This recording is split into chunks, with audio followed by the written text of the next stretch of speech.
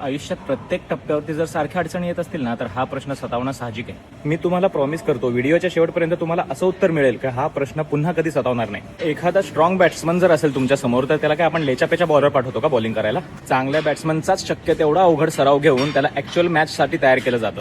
या अवघड सरावामागचं कारण म्हणजे त्या बॅट्समनला जरी माहिती नसलं तरी त्याच्या कोचला माहिती असतं की त्याची खरी ताकद काय आहे. आणि तासल्याशिवाय तलवारीला धार आणि तापवल्याशिवाय सोन्याला चकाकी येत नाही, हे तेवढंच खरं आहे. यावरून एक गोष्ट लक्षात घ्या, तुमच्या आयुष्यात जितक्या अडचणी येतील तितका तुमचा सराव चालू आहे. आणि तुम्हाला अडचणी पण तेवढ्याच येणार जेवढी तुमची पेलवायची ताकद आहे. त्यामुळे जर तुम्हाला असं वाटत असेल तुम्हाला खूप साऱ्या अडचणींना तोंड द्यावं लागतं, समजून घ्या तुम्ही खूप ताकदवर आहात आणि कुठल्या तरी खूप मोठ्या गोष्टीसाठी तुम्ही बनलेले आहात, साधं सुद्धा नाही. प्रत्येक प्रॉब्लेमला हे सोल्युशन तर असतंच, आणि एखाद्या गोष्टीला जर सोल्युशन नसेल तर त्या गोष्टीला प्रॉब्लेम पण नाही म्हणू शकत. त्यामुळे never ask why me, always say that's why me.